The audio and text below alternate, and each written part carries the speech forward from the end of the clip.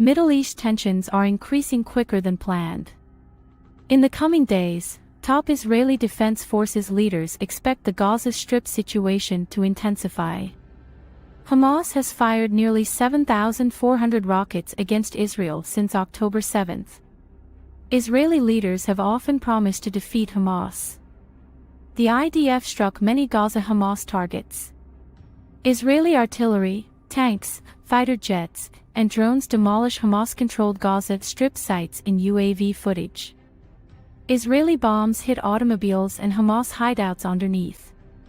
The IDF is proactively preventing anti-Israel extremist attacks on Israeli cities and preparing for conflict. This Gaza Strip attack retaliates Hamas' attack on Israeli troops. Israeli soldiers attack Gaza to kill militants, rescue Hamas captives, and discover missing Israelis. According to Israel Defense Forces chief spokesperson Rear Admiral Daniel Hajiri, 1 soldier was killed and 3 were injured early today after Hamas attacked soldiers conducting local raiding operations along the Gaza border. Hamas took credit. The IDF said that Hamas militants fired an anti-tank guided missile at an Israeli tank and engineering vehicle at Kis FM on the western side of the border. The army needed this operation to rescue missing Israelis and prepare the LED for a land onslaught before a Gaza ground offensive. Israeli artillery, airstrikes, and coastal waterway naval activity are expected to increase. IDF large ground attacks in Gaza may deploy combined arm techniques. Infantry must battle anti-tank weapons, yet tanks are mobile. In such a confined region, indirect artillery fire must match ground force maneuvers. Engineers will remove obstacles, set up temporary defenses, and let combined arms forces in. Urban combined arms actions are hard. Israel has sent troops, tanks, and armored vehicles to Gaza, especially near Sderot, since October 16, 2023. A ground offensive by 360,000 Israeli reservists, most of whom were near Gaza, occurred throughout the fighting. Israel constructed discrete military zones surrounding Gaza and evacuated Dari and other Israeli settlers. Another 5-kilometer stretch of northern Israel's border with Lebanon is closed. Israel Defense Forces Chief of Staff Hershey Halevi informed commanders of the military's Hamas elimination pledge. Hershey Halevi emphasized the IDF Golani Brigade's importance in the approaching operation in a meeting. The Golani Brigade was originally from Northern Command but moved south during the fight. Herzl Halevi was Southern Command commander before becoming Chief of Staff on January 16, 2023. Herzl Halevi reassured the soldiers of the IDF's support and urged them to fight for the unit. This inspiring speech preceded ground operations. The IDF's Golani Brigade confronted Hamas infiltrators on October 7. Despite initial casualties, the unit reformed near the Gaza Strip. Israel got important U.S. and partner guidance before the ground offensive. U.S. and Western officials advised Israel to design a ground assault on Gaza, prevent occupation, and decrease civilian losses. Western defense officials did not discourage Israel from using ground forces in Gaza, but they prioritized defeating Hamas and avoiding long-term occupation. The NATO defense minister recommended Israel confront Hamas with defined goals and international humanitarian standards. President Joe Biden said Israel must eradicate Hamas violent elements, but Hamas does not represent all Palestinians. President Biden called another Israeli Gaza attack unwise. An Israeli official claimed Israel is negotiating with the U.S. and others. Israel is working with the U.S. to tackle humanitarian issues, according to senior Israeli sources. Officials said Hamas utilized 2 million Gazans as human shields. Israeli officials have vague plans to eliminate Hamas and its infrastructure. U.S. officials don't comprehend Israel's Gaza ambitions and doubt Hamas can be defeated. Israeli Chief of Staff Herzl Halevi said the goal is to invade Gaza, demolish Hamas's command centers, and cripple every commander, agent, and infrastructure to win. This suggests Israel's ground operation is imminent. Stress indicates time is running out. Israeli soldiers would certainly confront major Gaza hurdles before ground operations. Israeli soldiers should benefit strategically from the Gaza bombing. Israel's military will combat Hamas in Gaza and Hezbollah in the north in the coming days. Nowadays, many Israeli cities have sirens. Regional evacuations proceed. Southern cities Sderot, Ein Hatzer, and Tel Aviv heard rocket sirens.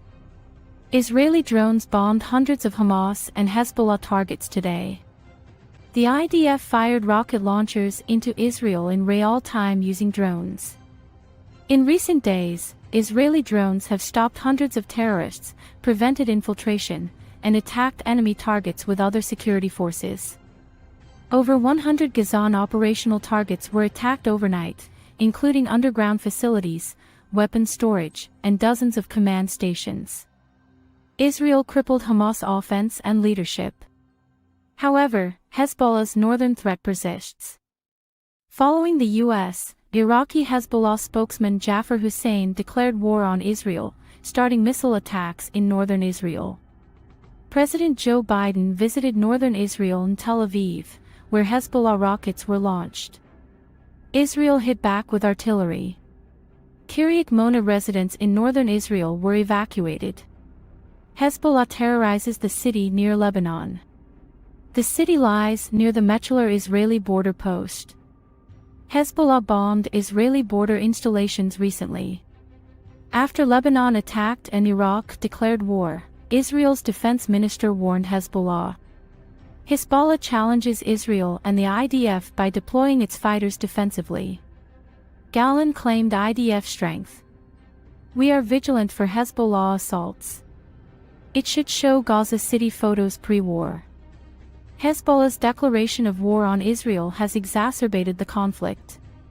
The Pentagon reports that the USS Carney and Arleigh Burke-class destroyers downed 3 Yemeni cruise missiles and 6 drones targeting Israel in the northern Red Sea. In the northern Red Sea, the USS Carney Arleigh intercepted missiles. The attempted strike comes as Israel bombards Gaza and prepares for a ground invasion, heightening regional tensions and fears of a larger confrontation. Brigadier General Patrick Ryder, a Pentagon spokeswoman, said Yemeni missiles and drones were fired north along the Red Sea toward Israel. General Ryder claimed Yemeni pro-Iran rebels launched missiles and drones during a 3-day drone strike against American soldiers in Iraq and Syria. Military experts are trying to ascertain who fired the drone strikes, even though Iranian-backed militias assaulted 2,500 American troops in Iraq and 900 in Syria with drones and missiles. After missiles and drones were shot down in Yemen, the Pentagon reported that no U.S. personnel or civilians were harmed. To dissuade Iran and its regional allies, the Biden administration moved 2 aircraft carriers and 2,000 troops to the eastern Mediterranean after Hamas' October 7 terror strikes on Israel. Senior Biden administration officials and American commanders warned that militias fighting U.S. personnel in Iraq might draw the U.S. into the battle. The eastern Mediterranean hosts the USS Gerald Ford aircraft carrier despite these concerns. Since Hezbollah joined the fighting, the world's largest aircraft carrier has covered Israel's northern shore with 75 fighter jets. Despite U.S. military and financial support for Israel, Hezbollah publicly accepts Iranian cash and sabotages U.S.-Israeli collaboration in Lebanon, Iraq, and Syria. Iran has openly warned that the Gaza attack could open new fronts against Israel. A Yemeni attack will exacerbate Middle Eastern tensions. In a recent speech, Iran's Revolutionary Guard's Deputy Commander Ghulam Hussein Gaib Javed warned that the axis of resistance, Iranian-backed militias in Syria, Iraq, Yemen, and Lebanon, will strike Israel if its ground forces invade Gaza. The Iranian official media described how such attacks could happen. The report began with Supreme Leader Ayatollah Ali Khamenei claiming his country's resistance fighters can't be stopped if the fight continues. The source warned that Yemen's rebels in the south, Syrian and Iraqi militias in the east, and Lebanon's Hezbollah in the north would band together to siege Israel with missiles and drones. The Yemeni rebel organization apparently has 1,200-kilometer missiles. Israel is threatened, yet the U.S. backs it. The source said Iraqi and Syrian fighters were near the 1967 Israeli annexation of the Golan Heights. All of this could be an Iranian threat or a warning. Misinformation, hyperbole, and military threats on Iranian state television may escalate regional tensions. In contrast, the U.S. is on high alert at its Syria base in case Iran uses militias to threaten. About 200 American forces trained Syrian militias to fight ISIS at Al-Tanf. Reports claim U.S. troops will go to the base. The region had an anomalous condition while the U.S. maintained security. The Pentagon claimed 2 drone assaults on U.S. personnel at the 10th Garrison in southern Syria. Pentagon spokesperson Brigadier General Patrick Ryder said one drone was shot down and the other crashed in the complex, lightly injuring coalition personnel. Israel and Hamas conflict in Syria has expanded to neighboring nations. Iraq received a surprise hit after Syria. The U.S. remained vigilant. In Iraq, Iran and Syria use militias and terrorism. An Al-Assad air base incident occurred days ago. The massive Al-Assad air base in western Iraq was alerted by sirens. Brigadier General Patrick Ryder, a Pentagon spokesperson, said one unidentified civilian contractor died of a heart attack while taking shelter. In the past 24 hours, the U.S. Central Command has intercepted multiple drones in Iraq that threatened U.S. and coalition personnel. The military said American forces destroyed one drone and wounded another in Al-Assad, hurting coalition personnel. A drone was destroyed by U.S. soldiers in northern Iraq without damage.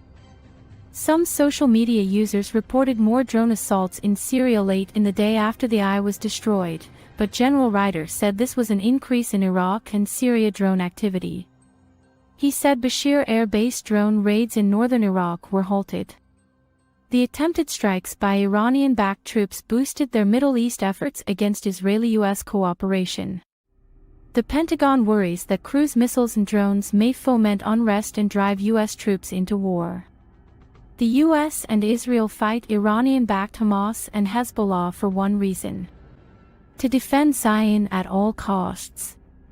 An Israeli army official announced a Gaza Strip ground operation to free Hamas hostages.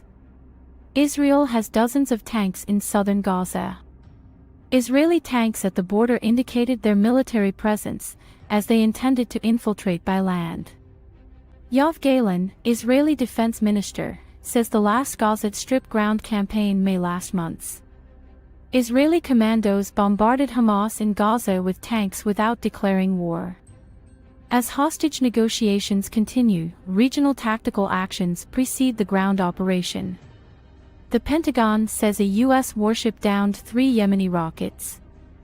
The Pentagon reported that an Australian Navy destroyer destroyed Iranian-backed Houthi missiles and UAVs in Yemen. Tragically, this happened amid rising Middle East and global tensions. Iranian assistance for the Houthis, missile attacks on Saudi Arabia, etc. is well known. Attacks by the Houthi could destabilize the area. The U.S. military protects partners and deters aggressors in the region. The Pentagon highlighted U.S. military and intelligence assets in the region. The U.S. tracks regional tensions and responds to threats. This incident shows U.S. regional leadership and friendliness. After the U.S. defused 3 Yemeni missiles at Israel, tensions soared. Regional and international relations may shift if the Pentagon intervenes. Although well documented, Yemen's civil war may affect neighboring countries. A Yemeni civil war and missiles at Israel have raised regional tensions. Israel will punish these atrocities, whether their perpetrators are known or not. As the U.S. has shown, the Middle East is vulnerable and insecure. Israel fears U.S. threats and does not attack. Tintagen supports regional allies by finding and destroying Yemeni rockets. Remembering this episode exposes U.S. Middle East military and intelligence capabilities. Regional conflicts and advanced intelligence networks help the U.S. anticipate dangers. The U.S. gains regional power by defending Israel from missiles. The Houthis launched multiple UAVs and 3 cruise missiles, stated Pentagon press spokesperson Brigadier General Pat Ryder. Ryder said Yemeni rockets targeted Israeli locations north of the Red Sea. Iran-backed Houthi terrorists in Yemen have strained relations. According to sources, Houthis launched 3 cruise missiles and 6 drones. UAVs and missiles reportedly came from the south and went north. This voyage may have visited Israel and other places. Global relations are more volatile due to regional instability. Pentagon authorities are investigating the incident. The Pentagon examined the incident's causes, parties, attack type, and targets. They may divulge data. Since the Israeli-Palestinian conflict began, the U.S. has increased its Middle East military involvement. Support boats, 2 aircraft carriers, and 2,000 Marines guarded this group. Rising regional tensions prompted the U.S. to boost its military to protect its partners and interests. Avoid and project U.S. regional supremacy. Example: U.S. troops shifted regional authority. Deterrence was strongest against Iran and proxies. Departments can promptly and effectively tackle threats. U.S. and partner intelligence and surveillance will continue in October. The U.S. will dissuade regional instability and partner risks. According to the Pentagon, the cruiser Escalade is patrolling the northern Red Sea to find and destroy Yemeni missiles and UAVs after recent incidents. Threats from the Middle East prompted this robust measure. Brigadier General Pat Ryder ordered the USS Carney there Thursday for defense and deterrence as tensions increased. Due to geopolitical shifts, the northern Red Sea is critical, and the U.S. is hardline to safeguard its relationships. U.S. Carney and regional military sites provided data. Yesterday, American positions in Syria and Iraq were attacked by hostile fire. This increased Middle East tensions and threatened the U.S. The Pentagon's decision illustrates that regional military action is risky. Protecting U.S. military partners and troops. The Pentagon and other intelligence agencies are helping prevent attacks. After Hamas attacked Israel last week, Pentagon Commander Lloyd Austin and the U.S. administration took a harsh line. This episode reportedly raised Eastern Mediterranean and Middle East tensions to record highs. Lloyd Austin deployed 2 U.S. aircraft carriers and strike groups to the Eastern Mediterranean to defend U.S. and allied goals. This was U.S. regional deterrence. The U.S. fought regional instability with aircraft carriers, fighters, and other weapons. The U.S. advised Iran, Hezbollah, and other Iranian proxies not to build a second front against Israel after this incident. This matters. The U.S. warned Iran and its agents against regional violence. The Israeli-Hamas confrontation began 7 days ago. As the crisis escalates, the global agenda is mobilized. Israel ordered the evacuation of almost 1 million Palestinians from northern Gaza on Friday, implying a military boost in the war against Hamas. UN and international humanitarian and rights organizations have called the Israeli command illegal and urged Israel to cease the evacuation. On Friday, the Israeli military said civilians must leave northern Gaza within 24 hours, but then hinted there was no limit. After mobilizing 360,000 reservists and sending massive forces to the southeastern Gaza border, Army Chief Spokesman Rear Admiral Daniel Hagar said, "We understand that this will take time." Both parties expect an Israeli ground assault. After a Saturday strike that killed hundreds, Hamas attacked southern, northern, northeastern, and western Israel early this week. Fighting was expected to increase as Hezbollah militants guarded Lebanon's border. Israel crippled Damascus and Aleppo's international airports on Thursday. Flights were diverted to coastal Latakia. Syria's artillery barrage of Israel's occupied Golan Heights preceded the strikes. 3 Hezbollah fighters were killed Monday in an Israel-Lebanon border battle. active Israeli neighbors. Iran is spurred by this initiative and the ground strike. Iran warned Israel today. Iranian Foreign Minister Hussein Omar Abdullahian made startling assertions from Beirut to Baghdad and Damascus that day. At a meeting with his Lebanese colleague, Amir Abdullahian told Beirut reporters Israel's Gaza airstrikes must end. Amr Abdullahian expected new Israel-Hamas fronts. Abdullahian fears regional conflict as Israel retaliates in Gaza. He met Hassan Nasrallah and temporary PM Najib Mikati. Iran maintained political and media backing for the Palestinian resistance after Parliament Speaker Omar Abdullahian agreed to meet with Lebanese authorities on Gaza. Longtime Hamas and Hezbollah supporters in Iran reject Hamas's surprise attack on Israel last weekend. After the Hamas hit, the Israeli military ordered civilians to leave northern Gaza and move south, stoking fears of a battle assault. After meeting with Hezbollah official Hassan Jabali on Friday morning, Amir Abdullahi and the U.S. urged Israel to avoid regional violence. To avoid a regional war, Amir Abdullahi says the U.S. must control Israel. Foreign Minister, Tehran supports Lebanon's security. Amir Abdullahi visited Beirut to defend Lebanon from regional dangers. Lebanon's security was our priority, said Amir Abdullahian. He blamed Netanyahu's strategy for Hamas weekend strikes. President Joe Biden said his government encouraged Iran not to exacerbate the Hamas-Israel bloodshed on Wednesday. Tehran proxy Biden warned American Jewish organizations at a White House roundtable that, "We have made it clear to the Iranians, be careful." An AUS source who requested anonymity said Hamas' Saturday strike, which killed over 1,200 Israelis, raised questions about Iran's role. U.S. intelligence said the multi-pronged attack shocked Iranian leaders. He said this evidence showed White House authorities that Iran did not help Hamas plan or execute attacks. Was Tehran attacked by Israel? Palestinian land, sea, and air attacks overwhelmed Israeli defenses in an unprecedented, massive, and sophisticated attack.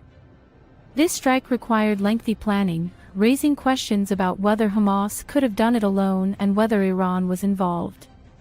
Regional support endures. Tehran opposed the invasion and supported the operation. The attack was autonomous and in Palestinian interests, said Iran's UN envoy. Iran has not militarily aided Hamas in designing and deploying an indigenous missile and rocket system that matches Gaza's capacity and resources. Iran and its operatives have attacked Israel more in the past year. General S. Malagani, Iran's paramilitary Kurdish force leader and proxy militia coordinator, has met with Hamas and Hezbollah in Lebanon multiple times. Iranian scholars and 5 IRGC insiders say Mr. Ghani has coordinated and integrated Iran's proxy forces for a year. Hezbollah commander Hassan Nasrallah told an hour-long online debate of experienced strategists from all Iranian-backed organizations to prepare for a total battle with Israel, including a land assault, in March. Participants from Iran and Syria said, beginning a period. Participants spoke anonymously to avoid revealing the meeting. A few Iranian, Hezbollah, and Hamas commanders planned the strike over a year ago, trained terrorists, and had extensive knowledge, sources say. 3 Revolutionary Guard Iranians, 1 Iranian high leader, and 1 Hezbollah Syrian said others witnessed some Iranian involvement but not much. Israel claims Iran sends Hamas $100 million annually. In 2021, Iran and Gulf Arab countries funded, armed, and trained the group, according to the U.S. State Department. The Saturday conflict may depend on Iran's participation in the operation. Iranian and Lebanese paramilitary plans may indicate more Iranian involvement. Israelis and Hamas invaders clashed for a week. Israeli troops blasted 2,700 Gaza sites in a week. Israeli defense forces hit hundreds of Gaza sites while Hamas fired rockets into Israel, including northern Israel. Hamas claims the Gaza to northern Israel IS-250 rocket notified the upper and middle Galilee and saved lives. The medium-range air defense system David Slain employed halted the long-range missile in combat, a military source said. Origin of David Slain. When shrapnel injured police and firefighters, 2 fires started. Wounds were absent. Hamas's farthest Israeli goal since the war began last Saturday, it seems. Rockets hit southern Israel's Sderot and Ashkelon homes Friday. Israel claims to have hit dozens of Gaza neighborhood rooftop drone launch sites since the conflict began last Saturday. Gaza claims drone attacks against Israel. A massive ground offensive is planned by southern Israel's Gaza border forces. Israeli Merkava for Malawi and Kwacha's main combat tanks, M113 personnel armor, and M109 Paladin 155 power it. Israeli troops have surrounded Gaza since October 13. After removing water, electricity, and gas, the IDF expelled 1.1 million Palestinians. IDF operations to eliminate Hamas cells are aggressive. Following Israeli directives, fearful Palestinians left northern Gaza to the south of the blockaded coastal strip on Friday. Relief agencies expected a devastating million-person evacuation. Many leaped into cars and trucks and escaped on foot as Israel ejected them from East Jerusalem and the West Bank. Hamas claimed 70 Palestinian deaths on Friday as Israeli planes struck fleeing vehicles and the army launched its first Gaza assault since the crisis. Gaza mosques recommend staying indoors. Israel allegedly ordered migration south of Gaza. Hamas, who opposes civilian evacuation, called this Israeli fabrication. Gaza's humanitarian crisis alarms Biden. President Biden said Hamas's actions affect most Palestinians. The UN urged Israel to revoke the mass flight order due to its dire effects. Secretary General Antonio Guterres says Gaza's situation is dire and demands immediate aid. War is lawful, says Guterres. Israeli Prime Minister Benjamin Netanyahu said the Gaza attack was just the start of retaliation late Friday. Netanyahu claimed our adversaries are now paying. The day was mostly quiet. Many fled before midnight at lunchtime. At 3 p.m., thousands of Palestinians left Beit Hanun and Gaza City. In Israel's Mediterranean Sea blockade, fuel ran out, forcing most to walk approximately 20 kilometers. Gaza refugees cannot enter Egypt via Rafah, who stated the ultimatum was as effective as a death sentence for those seriously ill or injured in the 26-mile by 7-mile zone during the 6-day bombing. 8 agencies think such conditions and a quick evacuation are impossible. The Palestinian Health Ministry reports that 450,000 Palestinians have been displaced since Saturday. An IDF spokeswoman said Friday morning that Palestinians need time to evacuate.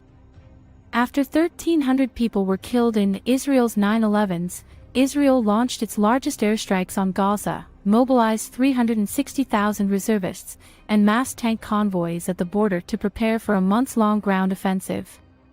The Israeli and Egyptian embargo followed the group's 8th strike in 16 years since capturing Gaza. It may cause conflict. Riots in occupied East Jerusalem and the West Bank killed 16 people on Friday, including a Reuters reporter and 6 AFP journalists. Mediators said Hezbollah would attack Israel if it invaded Gaza. Gazans have nowhere to go. Cairo, a regular mediator between Israel and the Palestinians, has discussed humanitarian supplies with the U.S. but rejected secure access routes. Abbas told U.S. Secretary of State Anthony Blinken in Amman that he opposed Gaza's forced evacuation. Friday saw Middle Eastern protests over Israel's Gaza closure. Hamas has called for global rallies against Israel's Gaza actions. Global protests and demonstrations supported Palestine. On Friday, thousands of protesters in Baghdad's Tahrir Square showed Palestinian flags, burned the Israeli flag, and shouted anti-Israel slogans. Before, Brooklyn's Friday night Jewish protest for Palestinians may have gone unreported. New Yorkers knew about the afternoon test days earlier. Amir Fada, a Palestinian American from Staten Island, said his parents cried and watched the news all week. After Choose for Peace, 1,000 people rallied in Brooklyn's Grand Army Plaza. His appeal for a U.S. government ceasefire came after praying and marching 2 blocks to Senate Majority Leader Chuck Schumer's Prospect Park West house. Protesters marched from Mr. Schumer's house to Flatbush Avenue before 8 p.m. Protesters clogged Grand Army Plaza. Backlash is rising over the Middle East war's change in global focus.